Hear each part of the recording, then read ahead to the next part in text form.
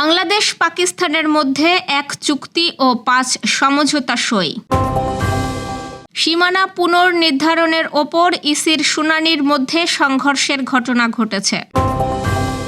রোহিঙ্গা সংকট নিয়ে কক্সবাজারে আজ সংলাপ শুরু, অংশ নিচ্ছেন ১৭০টি দেশের প্রতিনিধি। বাগেরহাটে ৪টি সংসদীয় আসন বহাল রাখার দাবিতে সড়ক অবরোধ ও হরতাল। ৪ বিভাগে ভারী বৃষ্টি হতে পারে, সৃষ্টি হচ্ছে লঘুচাপ। বাংলাদেশ সিরিজের সূচি ঘোষণা করল আফগানিস্তান। দর্শক, শুনছিলেন দিনের খবরের প্রধান শিরোনাম, এবার বিস্তারিত। তার আগে আমাদের ইউটিউব চ্যানেল সাবস্ক্রাইব করুন এবং সব খবর পেতে ফেসবুক পেজ ফলো করে রাখার পাশাপাশি ওয়েবসাইট ভিজিট করুন। বাংলাদেশ পাকিস্তান পররাষ্ট্রমন্ত্রী পর্যায়ের দ্বিপাক্ষিক বৈঠকে একটি চুক্তি ও 5টি সমঝোতা স্মারক স্বাক্ষর হয়েছে। আজ সকালে ঢাকার একটি 5 তারকা হোটেলে বৈঠকটি অনুষ্ঠিত হয়। এতে পররাষ্ট্র উপদেষ্টা তৌহিদ হোসেন, নিরাপত্তা উপদেষ্টা খলিলুর রহমান, পররাষ্ট্র সচিব আসাদ আলম সিয়াম সহ মন্ত্রণালয়ের ঊর্ধ্বতন কর্মকর্তারা অংশ নেন। পাকিস্তানের পক্ষে দেশটির পররাষ্ট্রমন্ত্রী ইসহাক দারের নেতৃত্বে একটি প্রতিনিধি দল অংশ নেয়। সই হওয়া চুক্তি ও সমঝোতা স্মারকের মধ্যে রয়েছে 2 দেশের সরকারি ও কূটনৈতিক পাসপোর্টধারীদের ভিসা বিলোপ, বাণিজ্য বিষয়ক জয়েন্ট ওয়ার্কিং গ্রুপ গঠনের মতো বিষয়গুলো। বৈঠকে ৭১-এর গণহত্যার জন্য পাকিস্তানের আনুষ্ঠানিকভাবে ক্ষমা চাওয়া এবং মুক্তিযুদ্ধের আগে পশ্চিম পাকিস্তানের নিয়ে যাওয়া সম্পদের হিস্যার মতো বিষয়গুলো নিয়ে আলোচনা হয়। এছাড়া ব্যবসা, বিনিয়োগ, কৃষি সহ অন্যান্য বিষয়গুলোও গুরুত্ব পায়। এ সময় 2 দেশই সম্পর্ক জোরদারের বিষয়ে আগ্রহ প্রকাশ করে। শনিবার দুপুরে 2 দিনের সফরে ঢাকায় পৌঁছান পাকিস্তানের উপপ্রধানমন্ত্রী ও পররাষ্ট্রমন্ত্রী। বিমানবন্দরে তাকে স্বাগত জানান পররাষ্ট্র মন্ত্রণালয়ের সচিব নজরুল ইসলাম। আজ সন্ধ্যায় বিএনপি চেয়ারপারসন খালেদা জিয়াকে দেখতে গুলশানের বাসায় যাওয়ার কথা রয়েছে ইসহাক দারের। ত্রয়োদশ জাতীয় সংসদ নির্বাচনকে সামনে রেখে সংসদীয় আসনের সীমানা পুনর্নির্ধারণের লক্ষ্যে জমা হওয়া আবেদনের ওপর শুনানি শুরু হয়। শুনানির মধ্যেই সংঘর্ষের ঘটনা ঘটেছে। আজ দুপুর 12টা 45 দিকে আগারগাঁও নির্বাচন ভবনে শুনানিকালে এই সংঘর্ষ ঘটে। এ সময় ব্রাহ্মণবাড়িয়া 1 ও ব্রাহ্মণবাড়িয়া 2 আসনের সীমানা পুনর্নির্ধারণের শুনানি চলছিল। এর আগে দুপুর 12টার দিকে ইসি ভবনে শুরু হয় সীমানা পুনর্নির্ধারণের ওপরের শুনানি।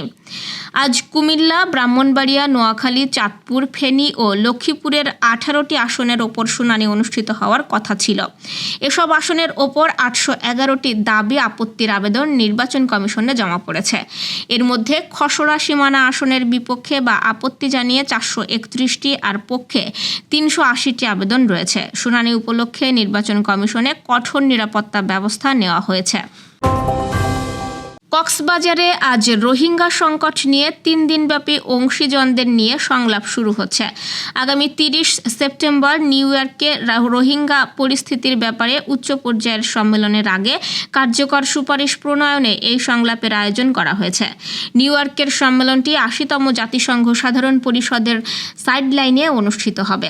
রোহিঙ্গা ইস্যুতে উচ্চ প্রতিনিধির কার্যালয় এবং পররাষ্ট্র মন্ত্রণালয়ের যৌথ উদ্যোগে অংশীজন সংলাপ, রোহিঙ্গা পরিস্থিতির ওপর উচ্চ স্তরের সম্মেলনের সমাপ্তি শীর্ষক আয়োজনটি 24 থেকে 26 আগস্ট অনুষ্ঠিত হবে। সেখানে 10 লক্ষাধিক রোহিঙ্গা শরণার্থী আশ্রয় নিয়ে আছে।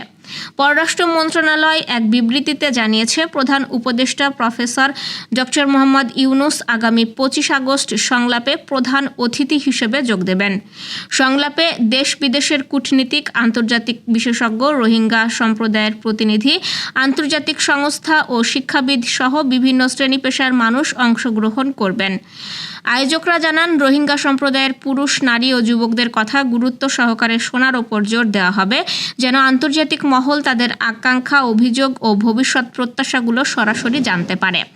সংলাপে বিষয়ভিত্তিক 5টি অধিবেশন থাকবে। সেগুলো হলো মানবিক সহায়তা ও তহবিলের চ্যালেঞ্জ, মিয়ানমারের রাখাইন রাজ্যের বর্তমান উন্নয়ন, প্রত্যাবাসনের জন্য আত্মবিশ্বাস তৈরির ব্যবস্থা, নৃশংসতার জন্য ন্যায় বিচার ও জবাবদিহিতা, টেকসই ও সময় সীমাবদ্ধ সমাধানের জন্য দীর্ঘমেয়াদী কৌশল।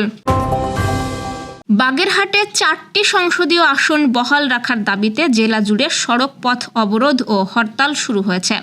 এতে বাগেরহাট জেলার সঙ্গে যোগাযোগ কার্যত বন্ধ হয়ে গেছে। আমাদের মংলা প্রতিনিধি MM ফিরোজ জানিয়েছেন, সকাল থেকে স্বতঃস্ফূর্ত হরতাল পালিত হচ্ছে মংলায়। সকাল 7টা থেকে বন্দর এলাকা ও বাস স্ট্যান্ডে যান চলাচল বন্ধ হয়ে যায়। ব্যাংক, বিমা অফিস সহ সব সরকারি বেসরকারি প্রতিষ্ঠানও স্বতঃস্ফূর্তভাবে বন্ধ রয়েছে।